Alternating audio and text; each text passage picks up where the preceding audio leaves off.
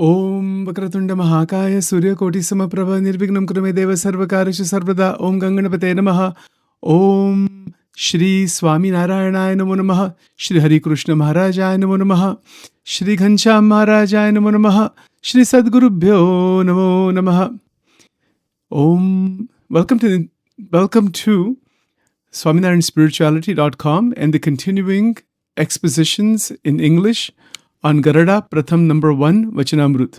I want to offer my prostrations to Bhagwan Swaminarayan, Shriji Maharaj, to all the Paramahansas of Maharaj, all the devotees of Maharaj, devotees of God in general throughout the world today, and to all the incarnations of God, Ram Krishna Dik Avatar, all the Guru Paramparas that are present in the world today, and with blessings from all of them, we're continuing this exposition further today, where we left off yesterday. Just as a quick reminder and review, the question we're looking at is the question asked by Sheth Govardhan Bhai. He was a householder businessman of that time. During the time of Shriji Maharaj, he was a grahastha, and he's asking a fantastic question about Maya. So we've gone through that question several times. Of course, just a quick review. Jene Bhagwan ni Maya kahe che, tenu roop su che. What is the form of Maya? So Maharaj answered, Bhagwan no bhakta hoy, tene Bhagwan ni murti no dhyan karta, je pada taadu avine avran kare, tene Maya kahiye. So this is the response given by Maharaj, that when a devotee is doing dhyan of the murti of Paramatma, Bhagwan ki murti, the murti of God, whatever is coming as an obstruction, padarth here would be all the obstructions. It could be anything. It could be one's family member. It could be one's own mind. It can be one's desires or objects outside. It could be anything. Whatever is causing the obstruction in the meditative process, that is Maya, and that is the avarana that is there, right? So we're examining this now further from some additional perspectives. So today, I definitely want to continue, no doubt, about those qualities about God. As we were saying about Yogiji Maharaj giving that reference there, the Mahima, to keep the Mahima and Seva in the mind. So I want to get back to that, but I want to today cover another angle, and then we'll get back to that angle in subsequent days here.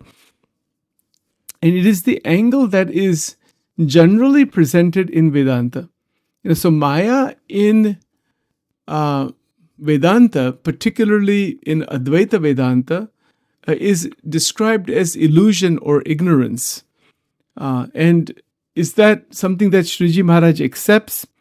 I don't think he would reject that completely, but he's more towards the Vishishtadvaita side, that that Maya is not an illusion. It has reality to it. So that's where there's a difference in perspective. It's based on difference in angle of looking, really, more than anything else. So is it true that the world is transient? That the world that is transient, the transient world, is perceived as real and distinct from Akshara Brahma. And that perception is a cosmic illusion, is the cosmic illusion as per the Advaitic understanding. In Vishishtadvaita understanding, that would be considered to not be an illusion, but it's also not really completely real. I mean, it's real, but God is real. It's God's power, Bhagwan Nishakti. So anyway, I'll just give you my commentary. My thoughts on this are simply that they are speaking from two different angles about the same thing. It depends on which way you're looking at this. It's not really that one is right and one is wrong. That's not the case. Shriji Maharaj himself has resolved this dispute between the Advaitins and the Vishishtadvaitins and all the others in Vachanamrut, where he talks about Savikalpa, Nirvikalpa, Sthiti. So if the Mahamuktas, the great liberated beings in the Nirvikalpa state, that they state that everything is Brahman, Advaita. That is because of their state of realization. It's like the ship that has gone deep into the, deep off the shore into the ocean, not like underneath the ocean, but like sailing on the ocean. The sailor says there's nothing but the ocean everywhere. Well, yeah, there's still the shore somewhere, but he doesn't see the shore anymore. He's gone so far. So a great bhakta, a great mukta who has evolved into nirvikalpa sthiti says, Sarvam kalvidam brahma. That is the highest of realizations. And from that point of view, everything is Brahman. So Maharaj himself resolved this very beautifully.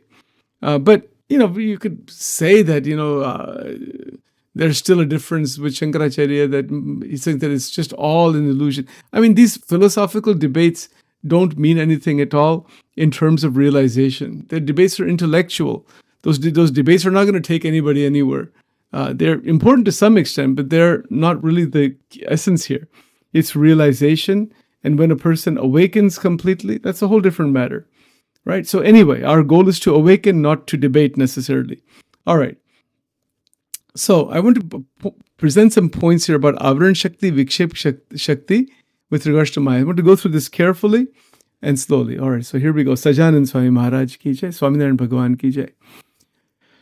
So Maya, in a Advaitic sense, it is referred to as a cosmic illusion that is created by the Brahman itself, which is leading us to perceive the transient world as real and as distinct from Brahman. Now, how does this idea compare to what Sriji Maharaj is saying in his definition of Maya? The definition he's giving in Maya is not a definition in terms of the ontological status of Maya as such. I mean, he is getting to that. That is in his answer also, but he's approaching that through the point of view of devotion and a bhakta actually meditating on the murti, and then the obstruction that comes in between. So the obstructions that come in between are all part of this transient world. Isn't that so? If Sachin is going to meditate on the murti of Krishna or Ramchandra Bhagwan or Bhagwan Swaminarayan, my Ishta Devata, let's say I'm meditating on the murti through mantra, bhajan, kirtan. There's ways of going about doing all of this to establish an unbroken connection. Well, what's going to obstruct? The avran that Maharaj is talking about, that is the veiling power. That is called avrana shakti. So this is the power, this is one of the powers of Maya called the avrana shakti. It veils or conceals the true nature of who we are, or veils Brahman. Why is it that we cannot perceive the Brahman? Why we see this world with names and forms? Why is that? This is due to the veiling power. This is the Avrana Shakti, that we are unable to perceive Brahman directly, meaning Akshara Brahma or the Akshara Dham directly, and instead we are identified with our ego, body, and the mind. And because we're identified, and which is the Atma Tattva that is identified with the Antakarana, the Man, the Buddhi, the Aham Bhav, Aham Jivam Granthi, as Maharaj has stated in Vedras, because of all of that Jiva is in the state of Anvay Swarup. Anvay meaning is trapped inside life and death cycle because of the veiling power. Now, to unlock and unravel the veiling power of Maya, Maharaj is giving the most extraordinary sadhana, that is, sit with the murti after having nishta and you're really clear that this is Bhagavan, there's no more doubt. It's like faith is a continuation of reason. All those steps are already done, let's say. And now one is sitting for dhyan of the murti. How fantastic. Take a mala, sit in a mandir. Now I'm going to explain this in another way, a little bit different perspective than what we were talking about yesterday. It's just sit in the temple, in a meditation area with mandir, and start the process of bhajan kirtan. So how to unravel this veiling power, I'm going to show you. By the grace of God, I'll do the best I can. Sachin will do the best possible. Let's see if we can unveil it. What is the first thing to do? Be clean. Take a shower. Body should be clean. The mandir should be clean. The house should be vacuumed. There shouldn't be trash anywhere. Things like that.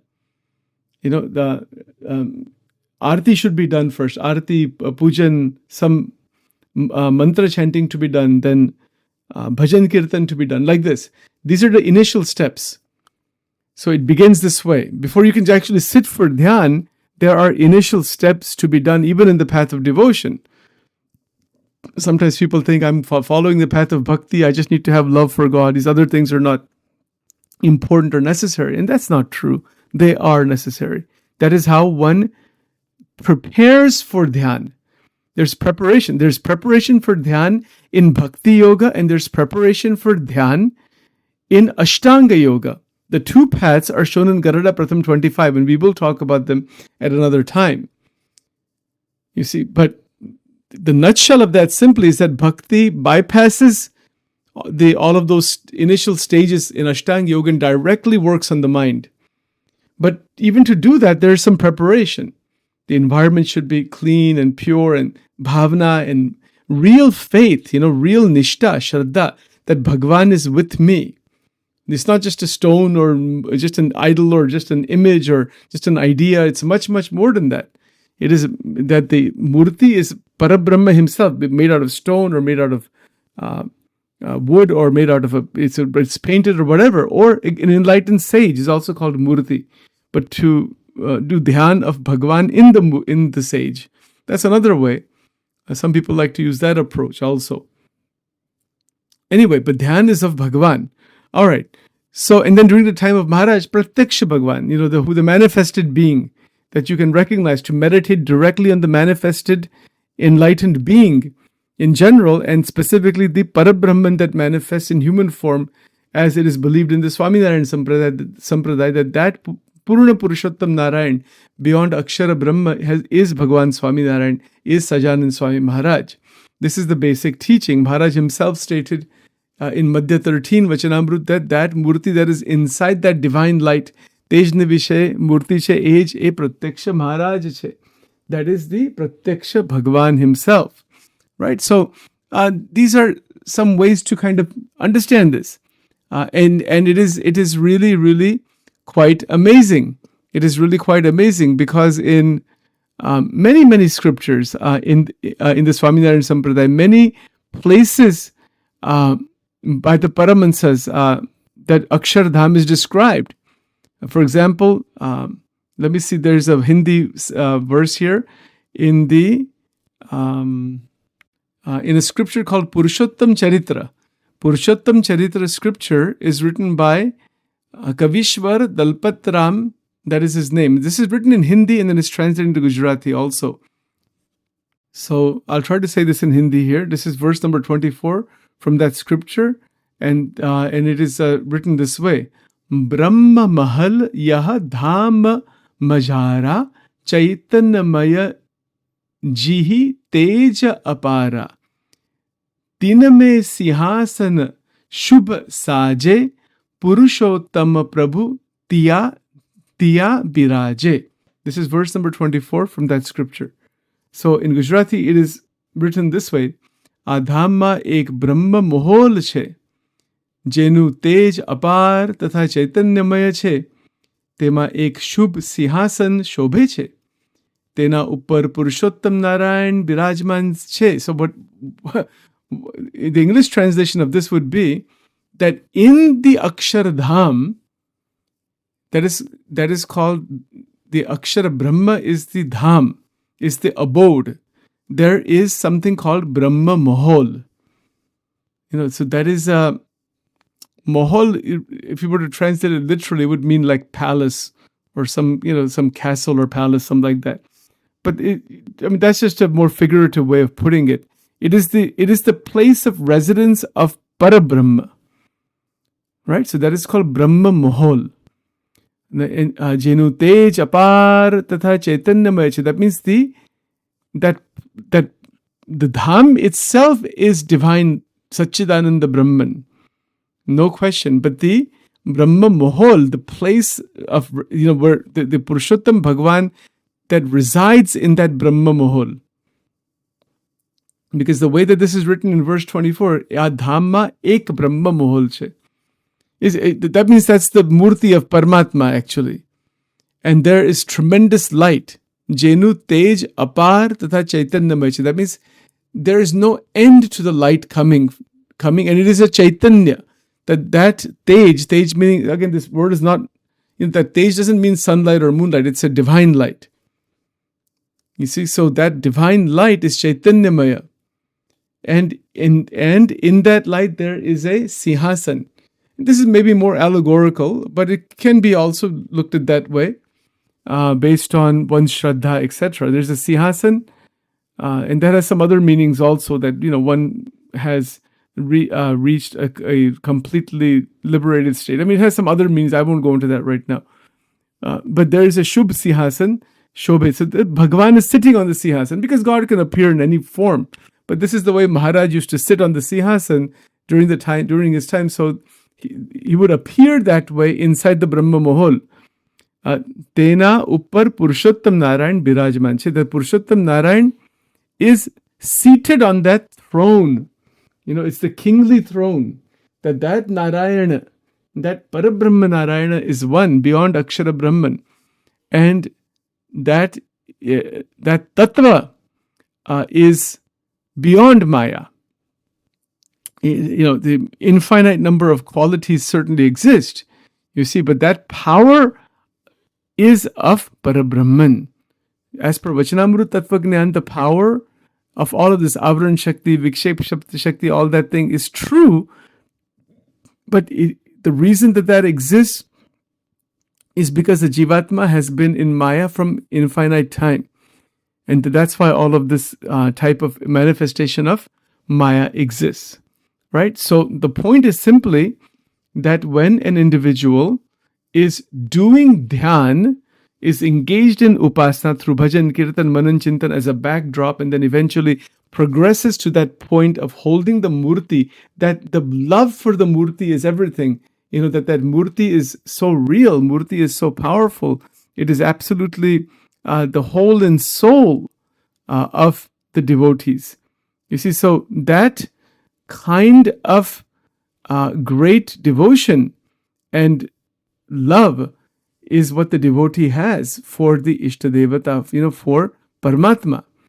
And that is why in the Bhakta Chintamani, in the very first line in Bhakta Chintamani that Nishkulan Swami wrote, in Prakaran 1 is, Mangala Murati Mahaprabhu Shri Sahajananda Sukha Rupa Bhakti Dharma Sutta Shri Hari Samaru Sadaya Anupa Paramadayalu Chotame Sri Krishna Sarvadhisha Prathamatamane Pranamu Namu Varam Varahushisha Ati Sundara Go Lokamadde Akshara Evu Jenu Namache Koti Surya Chandra Agani Sama Prakashaka Divya Dhamache. So these are the first three lines of the Prakaran number 1 in Bhakta Chintamani. So see, this is glory. This goes back to that Mahima, that Paramatma is Mangalamurti. Mangalam, total auspiciousness is Bhagwan, and is in the form of Sajanand Swami Maharaj, Shri Sajananda Sukharupa. Bhakti Dharma Sutta, that means he is the son of Bhakti Devi and Dharmadev. Shri Hari, that Parabrahman is manifesting in human form, that came through Bhakti and Dharma. Samaru Sadaya Anupa. Samaru meaning I'm thinking of him, remembering him again and again. He is Paramadayalu. Tremendous amount of extraordinary compassion is existing in God. That is its meaning, but in terms of Maharaj himself. And then he's described as Sri Krishna here. Sri Krishna Sarvadisha is one of the names of Krishna Bhagavan, who is in Akshardham, who is also in Golok Dham. So this is, God is only one, God is not two, but these are different incarnations in different dhams. That's a more tattvic discussion. We won't go into that right now. So Paramadayalu Chotame Sri Krishna Sarvadish. Sarvadish means present everywhere, in every place. God is present everywhere. Prathamatamne pranamu namu varama varahu shisha. I'm bowing down to you, and I'm bowing down my head to you again and again and again. This kind of bhakti bhav opens up in the minds of the devotee. Without this bhakti bhav, there is no dhyan that is equivalent to this dhyan of murti, dhyan of Paramatma, not just abstract dhyan. It is dhyan, a sabij dhyan, right? So in that dhyan, there is again and again remembering the Lord through mantra jap, through manan chintan, through charitra, through so many different ways. Why is that? Simply because He is the Lord of the universe, of multiple universes, of endless universes, the supreme being. That it is not just some abstract Brahman dreaming this world. It's much, much more than that. It is the Parabrahman who is beyond Brahman and is existing beyond Maya and eternally beyond Maya, and is not just dreaming everything, and it has not degraded into the Jivatma. Ekoham bahusyam, Karada Pratham 41. It's not that the Parabrahman has become the Jivatma. No, the Jivatma is a separate bhed. It's a Jiv Tattva that is inside Maya. The Brahma and Parabrahma are above Maya, outside of Maya. And the Maya is a Shakti of Parabrahma. This is called Panchabhed. Right? So even in Bhakti Chintamani here, Golok is talked about and Akshardham is both are talked about here. Ati Sundar Goloka Madhe Akshara Evu Jenu Naam Che. So these are abodes. These are not any ordinary things that we can imagine. They are extraordinary places. They're not places like in the material world. They're outside the material world. The Bhagavad Dham, and this is the destination. The advent of Swaminarayan Bhagwan, Shriji Maharaj in this world is to take the Jivatma out of the Sansar into the Dham itself, into the abode itself. That's what it is. So it's amazing. So as a sadhak continues to pray to Paramatma, that understanding first needs to be there of who we're praying to and who we're connecting with. What is the power of God? So that is Atishveta Satchidananda Brahmapura Amrut Apar. Satchidananda Atishvet, meaning it is a extraordinarily purified light. It's divine light. Brahmapur is another name. Amrut Dham is another name.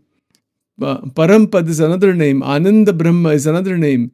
Chidakash is another name. Chidakash kahe nirdhar. Eva Akshara Dhamama Tame Rahocho Krishna Krupal. That Sri Krishna resides in the Akshardham. That is the Krishna inside the Akshardham. Purushottam Vasudev Narayan Paramatma Param Dayal. Parabrahma Brahma Parameshwara Vishnu Ishwara Veda Kahe Badi. E Adi Ananta Name Sundara Murti Shambali. Shara Akshara Para Sarvagna Cho Sarvakarta Niyanta Antaryami Sarvakarana Karana Nirguna Swayam Prakashaka Sahuna Swami. All of this means that he is the supreme being. That supreme tattva is one. It's Parabrahma, Parameshwar, Vishnu, Ishwar. The Vedas name him as Vishnu, Ishwar, etc. Anantanam, though endless number of names are there. Sundara Murti Shamali, there is only one Murti that is there. That is Paramatma. This is the basic idea. A couple more points, then we'll stop here. And that is the Avran Shakti that we were talking about. Yes. The Avran Shakti is realized when the sadhak is connecting with Bhagavan. You can recognize it. Oh, this is Avran, and de-identify with it. Recognize, de-identify, install the Guru inside the mind, and continue bhakti. Right? So the Vikshep Shakti is it is the projecting power. There is the power of Maya that projects the false appearance of the world of duality and multiplicity. It is false until you reach it is real until we reach Nirvikalpasthiti. Then it is definitely false. Shuddha Chaitanya Brahma Tene Jek Satya Jane, Madhya 30. So Maharaj is not rejecting Advaita Vedanta, but has gone beyond it also. Right? So the power of Maya that projects this duality, that is called Vikshepa. It's the projecting power. It creates the appearance of the phenomenal world, and it makes it seem real, like a magician creates an illusion. This projection results in the mistaken belief in the reality of the world. And the Jivatma experiences dualities, such as pleasure and pain, birth and death, success and failure, etc. All those dualities are experienced, you see. So the concept of Maya is central in understanding the nature of the phenomenal world, which is what we see and we live in, and the ignorance that prevents individuals from realizing one's true identity as non-dual infinite Brahman, Nijatmanam Brahmarupam That I'm just giving an exposition on that point here. Right? So Maya is that cosmic force that generates the illusion of multiplicity and diversity, creating a veil that obscures the true nature of reality. It operates through two distinct powers, as we said, Avran Shakti, Vikshep Shakti. And these two powers work in tandem to create the appearance of the world of names and forms, Nama Rupa. So Avran Shakti, Vikshep Shakti work together to create Nam Rup, and then the individual Jivatma is identified, individual's identification with the limited self, leading to Agnan, leading to avidya and bondage in the sansara. That's what happens here, right? So this definition that Maharaj is giving of Maya to get absorbed in Parabrahma is a beautiful definition that allows for a person to realize, the nature of Maya, and then to de-identify with it and to keep the attention on Paramatma. With that, we will stop for now. Thank you all so much. Om Dhyanamulam Gurur Murti, Mantramulam Gurur Padam, Mokshamulam, Mantramulam Gurur Vakyam, Mokshamulam Gurur Kripa. Dhyanamulam Gurur Murti, Mantramulam Gurur Vakyam, Pujamulam Gurur Padam, Mokshamulam Gurur Kripa. With that, Jai Shri Swami Narayan, and we will continue on this further tomorrow.